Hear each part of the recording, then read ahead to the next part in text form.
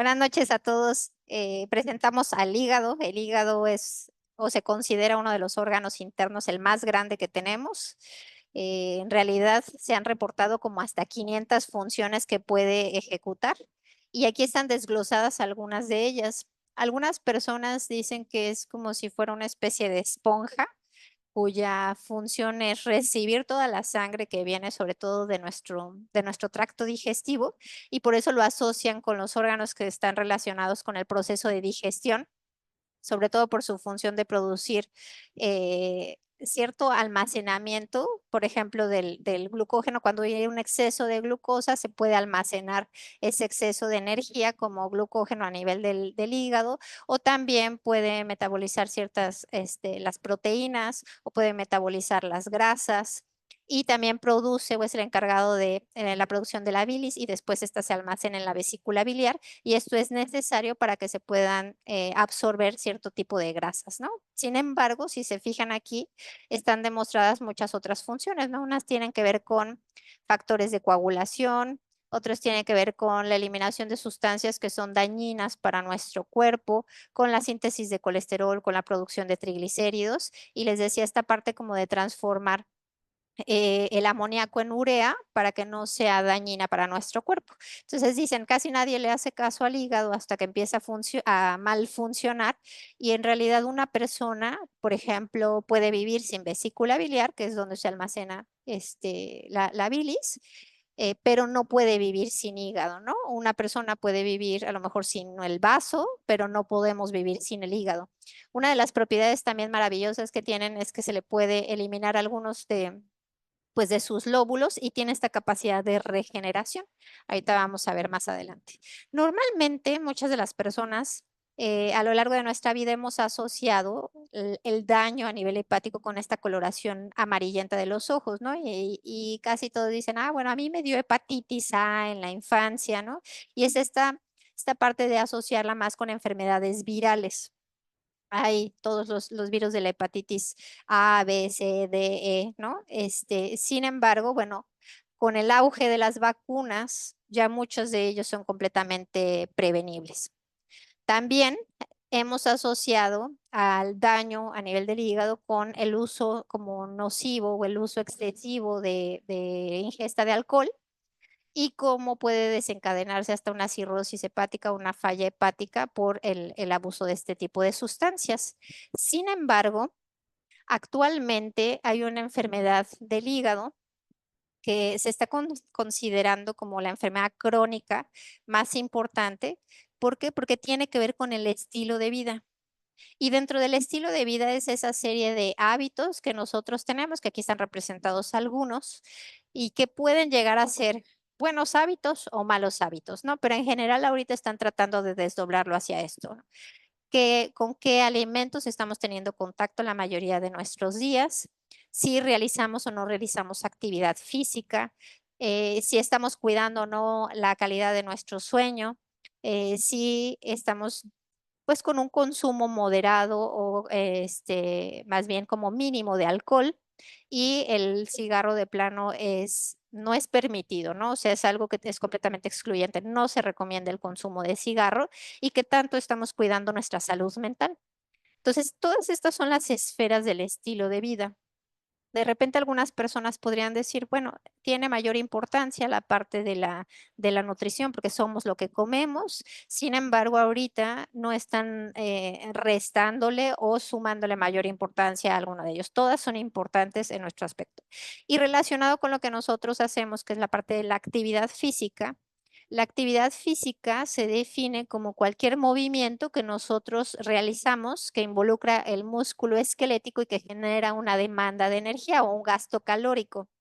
Sin embargo, también ya en la actualidad existe otra definición y es que somos personas moviéndonos con intereses en particular que a veces tienen que ver con los recuerdos que hayamos almacenado en la infancia, con un aspecto social, con diferentes fenómenos que nosotros podemos tener y que nos van a mantener siendo físicamente activos a lo largo de nuestra vida. El ejercicio ya es un tipo de actividad física que es estructurada, que es dosificada, que es planeada y que tiene el objetivo de mejorar alguno de los componentes del estado de salud. Entonces, lo que se realiza en sesiones estructuradas es ejercicio. Lo que realizamos a lo largo de todo el día es actividad física, ¿no? Pero la actividad física es fundamental dentro del estilo de vida. ¿Qué enfermedad hepática es la que se desarrolla secundaria a el estilo de vida? Bueno, originalmente desde el 1980 se consideró como la enfermedad de hígado graso no alcohólico.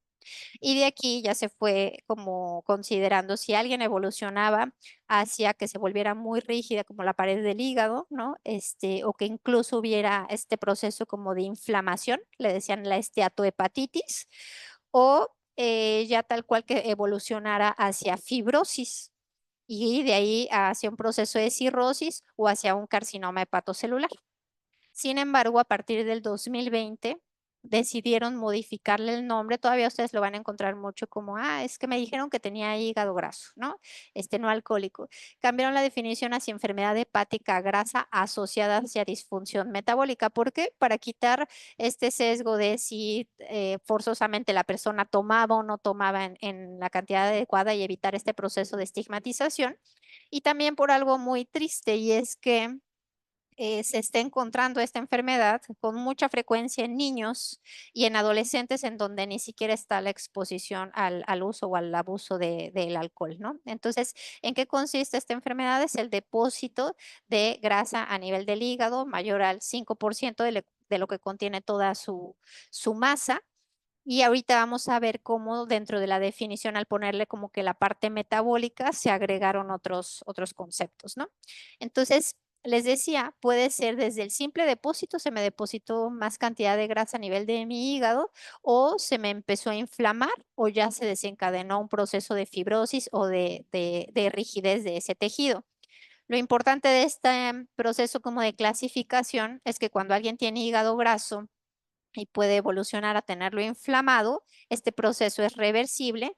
Sin embargo, cuando ya se encuentra en un proceso de fibrosis, o sea, con una presencia de cirrosis, ya no es reversible, ¿no?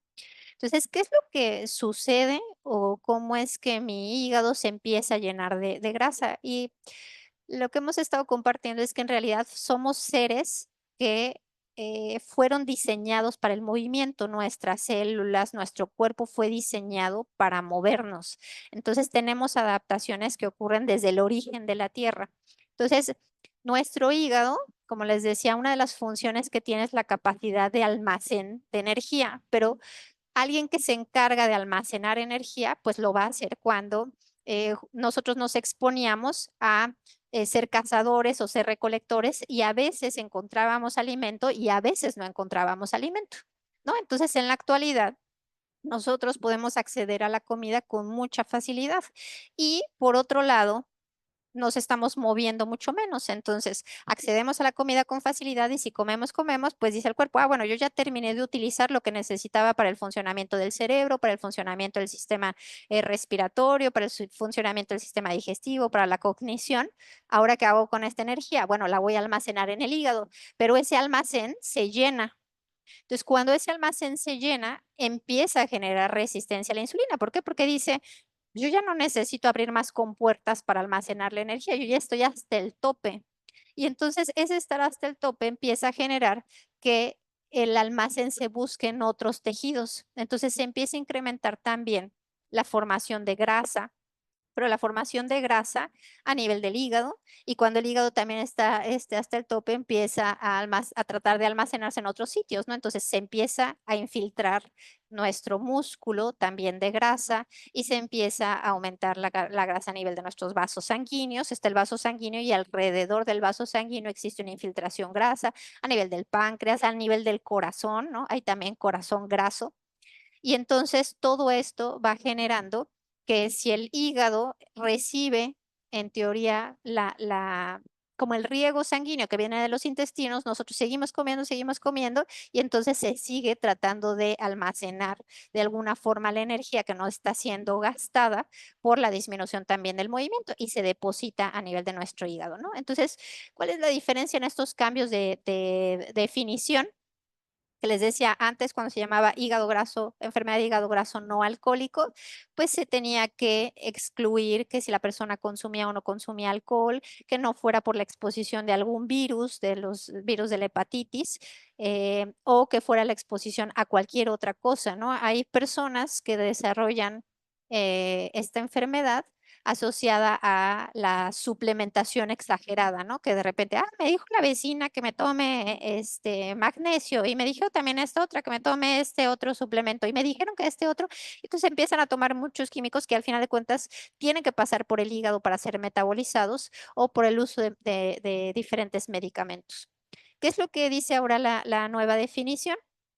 Que bueno, incluye otros criterios, ¿no? Vivir con sobrepeso, con obesidad o vivir con diabetes tipo 2 y alguno de estos riesgos metabólicos, que es tener un exceso de peso o más bien por la circunferencia de cintura, que esté en el caso de las mujeres arriba de 80 centímetros y en el caso de los hombres arriba de 90 centímetros, tener la presencia de una glucosa anormal en ayuno o que la hemoglobina glucosilada ya se esté subiendo o que se esté subiendo la presión arterial o los triglicéridos altos o el colesterol bueno bajo, ¿no? Entonces, les digo, se va como conglomerando esta definición. Entonces, por un lado, es casi siempre un hallazgo que no se iba buscando directamente, porque desafortunadamente todavía es una enfermedad que no se conoce tanto.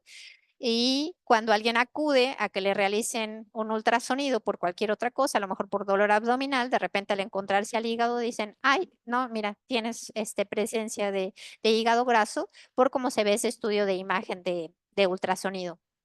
Y luego, les decía, va en un aumento tan importante, pues porque está relacionado con pues la pandemia de sobrepeso y obesidad en la que estamos viviendo y la enfermedad o vivir con diabetes tipo 2 también es una enfermedad que se está incrementando muchísimo.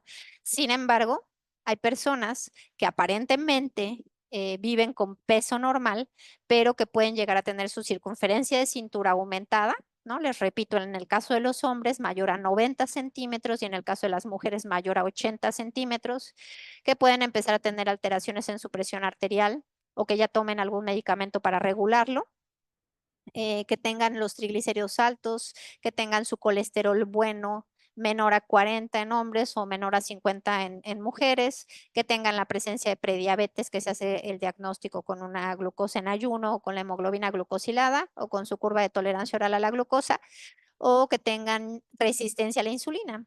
Hay muchas personas en la actualidad que viven con resistencia a la insulina. ¿Por qué? Porque el sedentarismo ocasiona resistencia a la insulina. La inactividad física ocasiona resistencia a la insulina. Vivir con sobrepeso y obesidad ocasiona resistencia a la insulina, ¿no? Entonces, es una entidad, de hecho, muchos de los cánceres asociados al sobrepeso y a la obesidad son o comparten esa misma ruta de la resistencia a la insulina o también tener los niveles de proteína C reactiva mayores de 2, ¿no? Entonces, esto puede dar el diagnóstico de enfermedad hepática asociada al metabolismo. Entonces, ¿por qué es tan importante o por qué elegir este tema? Pues porque a nivel mundial, lo que les decía es la enfermedad hepática crónica más común y 25% de la población lo tiene a nivel mundial. Pero ¿qué creen? Que en México no es 25%, o sea, en México 4 de cada 10 personas lo padecen. Y este artículo es súper reciente, ¿no? Donde estudiaron justo en población mexicana la prevalencia de esta enfermedad de hígado graso asociada a disfunción metabólica. Y fue un estudio a población abierta, casi casi de, a ver, ¿quién es voluntario? Les voy a hacer su ultrasonido. Y no solamente su ultrasonido, sino con un software especial que es que se llama FibroScan, que es para ver qué tanta flexibilidad tiene el hígado y con esto se puede corroborar si se está teniendo o no este tipo de enfermedad. Y la prevalencia salió de 41.3%. Entonces, y el predominio fue en hombres mayores de 50 años de edad que vivían con obesidad y que realizaban baja actividad física, ¿no? Entonces, aquí vamos a ver cómo estas personas no tienen la enfermedad metabólica de hígado graso metabólica asociada a disfunción metabólica y que viven con peso normal versus las que sí la tienen. Entonces, vean, puedo yo vivir con peso normal y tener la enfermedad, pero es menos probable que yo tenga la enfermedad teniendo un peso normal a que si ya vivo con sobrepeso o a que viva con obesidad. Entonces, francamente, la obesidad o vivir con obesidad es un factor de riesgo. Ahora, también el grado de actividad. Entonces, estas son las personas que no tuvieron la enfermedad y las personas que sí lo tuvieron, que realizaron actividad física, ¿no? Clasificado como baja, moderada o alta actividad física. Y si se fijan, el realizarla en alta medida contribuye a tener menos los hallazgos de esta enfermedad. Entonces, están saliendo este tipo de editoriales, les digo, es como evidencia muy actual, ¿no? De cómo hacen un llamado a la población, un llamado a los médicos, un llamado a todos para considerar a la enfermedad hepática metabólica como una nueva pandemia prevenible. Entonces, por qué tanta preocupación? Porque anteriormente, por ejemplo, el cáncer hepático era muy raro que se encontrara, ¿no? Solamente así de una persona que tuvo diagnóstico de hepatitis C y no se dio cuenta y luego evolucionó hacia cáncer de hígado, ¿no? Pero no, actualmente se está aumentando mucho y se está aumentando mucho porque esta que está asociada hacia disfunción metabólica también se está incrementando porque se está incrementando la diabetes tipo 2 y se está incrementando la prevalencia también de obesidad y de sobrepeso. Entonces, ¿cuáles son las complicaciones? Pues uno pensaría, bueno, este daño a nivel del hígado, pero no todas las personas que tienen hígado graso evolucionan hacia cirrosis y tampoco no todas las personas evolucionan hacia cáncer de hígado.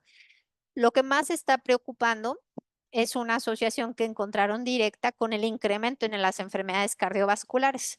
Entonces, alguien que tiene diagnóstico de hígado graso asociado a disfunción metabólica tiene más riesgo de tener un evento vascular cerebral, tiene más riesgo de tener enfermedades cardíacas y de desarrollar diabetes tipo 2, ¿no? Entonces, la Asociación Americana del Corazón en el 2022 lo identificó como un factor de riesgo independiente para presentar algún evento cardiovascular.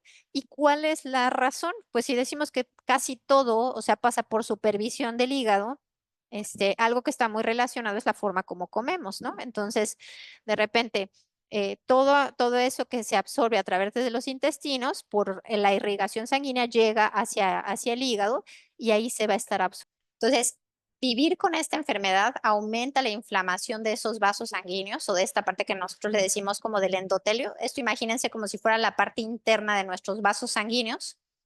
Aumenta la cantidad de depósito de grasa que se puede estar ahí juntando y que decíamos que uno de los factores de riesgo es que las personas empiezan a tener su colesterol bueno bajo, entonces ya no serviría como esta parte del limpiador para quitar esos desechos depositados. También aumenta la activación de un sistema que se llama sistema renina-angiotensina, aldosterona, que es a nivel del riñón y que ayuda en la regulación de la presión arterial. Entonces, al activarlo, imagínense, también las personas van a tener mayor presencia de hipertensión arterial y ocasiona que todas estas células inflamatorias produzcan como un envejecimiento activo, eso es a lo que se le conoce como el estrés oxidativo, y más resistencia a la insulina. Entonces, todos estos fenómenos van a ocasionar que la luz de los vasos sanguíneos no sea la adecuada y que con esto se incremente el riesgo de tener cualquier mortalidad cardiovascular por estados de coagulación exagerada, daño en el vaso sanguíneo por adentro, que no se repare de manera adecuada el vaso sanguíneo, que se depositen esos lípidos y por la inflamación que estábamos platicando. ¿Qué otra cosa? Porque es también importantísimo atender esta enfermedad, porque actualmente también se acompaña o converge con otra enfermedad que es bien importante, que es la pérdida de la masa muscular o la pérdida de la salud muscular que se conoce como sarcopenia. Entonces, de repente van siendo como enfermedades de ida y vuelta, ¿no? O sea, ¿qué ocasiona que un músculo que se encontraba sano se empiece a enfermar? Pues que las personas realicen poca actividad física, que vivan con sobrepeso y obesidad, que tengan una enfermedad inflamatoria de bajo grado, que les decía que tanto el sedentarismo lo es, como la baja actividad física, como vivir con sobrepeso, obesidad o vivir con diabetes, el estrés oxidativo, la resistencia a la insulina y tener alterados el colesterol y los triglicéridos, generan daño en el músculo. Y entonces tener este diagnóstico de baja masa muscular más baja función y baja fuerza genera sustancias que ese músculo, en lugar de producir sustancias buenas que protejan al resto de de nuestro cuerpo, produce sustancias que son dañinas y que van a favorecer la enfermedad de hígado graso.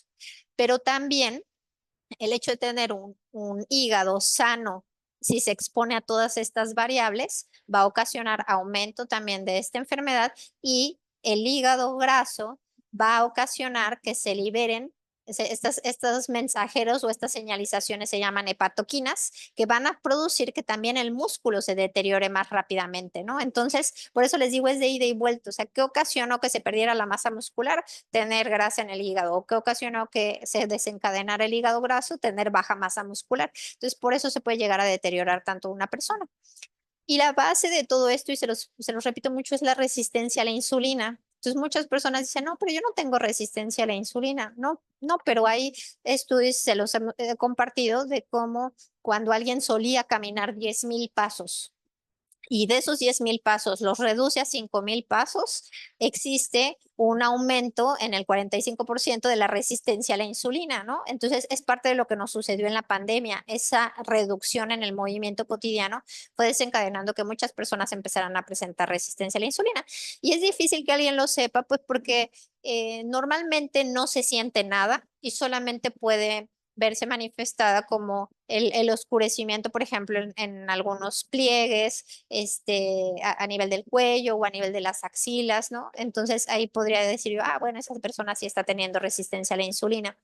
Y les digo, y esa condición hace que se rompa más el músculo, que el músculo no pueda tener las propiedades de almacenar la energía y desencadenar la enfermedad asociada a esto, que es la sarcopenia. Y a nivel del hígado, la resistencia a la insulina, pues va a perder también su salud y va a desencadenar la enfermedad de la que estamos compartiendo ahorita. Pero también esta resistencia a la insulina hace que el propio tejido graso siga produciendo sustancias inflamatorias que deterioran la función de ambos órganos, ¿no? Entonces, se habla que esta enfermedad tiene también manifestaciones extrahepáticas. Entonces, puede haber personas que puedan tener disfunción de su tiroides, y no necesariamente es que ya vivan con hipotiroidismo, sino a lo mejor tenían o tienen el diagnóstico de esta enfermedad, y ya al momento que se corrige, se pueden retirar ciertos medicamentos, solamente que estuviera asociada a esta enfermedad. O también se le asocia a desórdenes cognitivos, aumento de depresión, a lo que veíamos de la parte cardiovascular, a la apnea obstructiva del sueño, a presencia también de algunos tipos de cáncer asociados sobre todo al estilo de vida, como sería el cáncer de colon, la parte de la enfermedad renal, y la presencia también de osteoporosis, ¿no? Entonces, ¿cuáles son los objetivos del manejo o por qué se trata a estas personas? Pues para que no progrese hacia un estado en el que ya se genera una fibrosis, y mucho menos hacia cirrosis o hacia cáncer hepatocelular, pero también de lo que más se enferman las personas o de lo que más mueren las personas es de las cuestiones cardiovasculares, por esta asociación que decíamos de la Asociación Americana del Corazón, de cómo se le atribuye como un factor de riesgo independiente para este tipo de enfermedades. Importante, no se dispone de ningún tratamiento farmacológico eficaz, ¿no? Entonces, a veces hay otras enfermedades, como ahorita en diabetes, donde hay medicamentos buenísimos. Para las personas que viven con obesidad hay medicamentos buenísimos. Sin embargo, para esta condición todavía no existe un medicamento que uno diga, este es el adecuado para esta patología. Se tratan las enfermedades asociadas y los otros factores de riesgo. Y bueno, algunos de los autores dicen, pues sí, o sea, ¿cómo va a existir algo si todos los fármacos pasan por la vía hepática para ser metabolizados? Entonces tratas de corregir algo y eso se elimina a través del hígado, ¿no? Entonces, ¿cómo lo vas a poner a trabajar más? Entonces, su eje de tratamiento es el estilo de vida, ¿no? Entonces, les vuelvo a repetir, nosotros hablamos específicamente de actividad física, pero es que tratemos de estar alineados en la salud mental, que también es bien importante, porque el cortisol, que es la sustancia que se produce por exceso de estrés o por ansiedad o por depresión, también genera un estado inflamatorio crónico de bajo grado, ¿no? Entonces, no hay por qué decir, ah, no, la salud mental ya después, ¿no? Porque esa también produce un estado inflamatorio de bajo grado. Una mala nutrición también produce un estado inflamatorio de bajo grado. y puede llegar a una sobrealimentación a producir resistencia a la insulina. La parte de la actividad física, como se los decía, la falta de sueño también altera nuestro metabolismo y el abuso de ciertas sustancias, pues también van a deteriorar nuestro estado de salud. Entonces ya les he compartido en otras ocasiones la importancia de realizar ejercicio y cómo la parte del ejercicio a través de estas sustancias o de estos mensajeros que libera, pues van a mejorar nuestra salud del cerebro, del corazón, de los pulmones, de los vasos sanguíneos, ¿no? De nuestros glóbulos rojos, de nuestro tejido graso. Y bueno, aquí se encuentra el hígado, que es del que estamos hablando el día de hoy, ¿no? Entonces es bien importante que sepamos que va a servir también para esta entidad. Entonces, en esta enfermedad, ¿cuáles son los beneficios del ejercicio? Reduce tal cual la grasa que se encuentra a nivel hepático y lo hace independiente de si la persona baja o no baja de peso, ¿no? Entonces se hablan de reducciones hasta de 4%. Entonces decimos, si la definición de hígado graso viene de con una presencia del 5% de todas esas células grasas y con el ejercicio vas a bajar el 4%, pues nada más se tienen que atender otros factores, como podría ser la misma parte de la sensibilidad a la insulina. Cuestión que también el ejercicio, que lo hemos visto en otras ocasiones, el ejercicio por sí solo tiene 4 formas diferentes de introducir la glucosa al interior de las células y mejora la sensibilidad a la insulina, tanto a nivel del hígado como a nivel de los tejidos periféricos, en el músculo, ¿no? Entonces, el músculo es el órgano con mayor capacidad para poder captar a la glucosa y cuando nosotros la estamos utilizando a través del gasto energético por la sesión que hacemos en el ejercicio, pues obviamente que eso va disminuyendo su depósito también de grasa que puede llegar a ocurrir. También el ejercicio ayuda a reducir la grasa visceral y al reducir la grasa visceral mejoran esta condición. Mejora la capacidad cardiorrespiratoria y ustedes van a decir, bueno, ¿y eso de qué nos sirve? Mencionábamos que algo importante es reducir el riesgo cardiovascular, o sea, el riesgo de que vayan a tener un infarto estas personas. Entonces, si uno mejora la capacidad cardiovascular a través de realizar ejercicio, también se disminuye el riesgo de morir por un evento cardiovascular. La parte de la reducción de peso puede disminuir lo que les decía, el riesgo cardiovascular y mejora la salud muscular. Entonces, si decíamos que existe una asociación entre la presencia de hígado graso y la presencia de baja masa muscular, si nosotros realizamos ejercicio de fuerza, la conservamos. Entonces, les digo, ahorita están planteando, pues, ¿qué te lleva a tenerlo? Pues puede ser que tengas un estilo de vida sedentario, que tengas diagnóstico de síndrome de ovario poliquístico, el tener una mala dieta, el tener diabetes, el antecedente genético, porque les digo, si la prevalencia a nivel mundial es de 25% y en mexicanos es de 41%, pues quiere decir que tenemos genes que favorecen la presencia de esta enfermedad. Y también esto que dicen como la microbiota o estos microorganismos que nosotros tenemos que viven junto con nosotros a nivel de nuestro intestino, ¿no? Y que por eso hacen las bromas de que no estamos solos, ¿no? Estamos llenos de bichos por adentro, de bacterias, de microorganismos, también virus y también hongos, pero que en realidad pues la microbiota se va a mantener o no de si tenemos una dieta saludable o si realizamos la parte de ejercicio y tener baja masa muscular también predispone a esta presencia. Entonces, ¿cuál sería como la solución? El cambio en el estilo de vida relacionado a todas las esferas, a lo mejor aquí no está tan completo como lo que veíamos de la parte de la salud mental, o en personas que ya viven con sobrepeso y obesidad, la utilización de herramientas quirúrgicas para mejorar su condición. Y ya casi para terminar, pues les quiero compartir esto. Este artículo de lo que habla es cómo cuando uno empieza a vivir con sobrepeso y obesidad, hay cierta alteración en los genes que tenemos, ¿no? Entonces, anteriormente se decía, no, pues tú nada más naces con unos genes y con esos genes te mueres, ¿no? Pero actualmente ya existe o se conoce que hay genes que se prenden y se apagan, se prenden y se apagan dependiendo de la exposición que tenemos al estilo de vida que llevamos.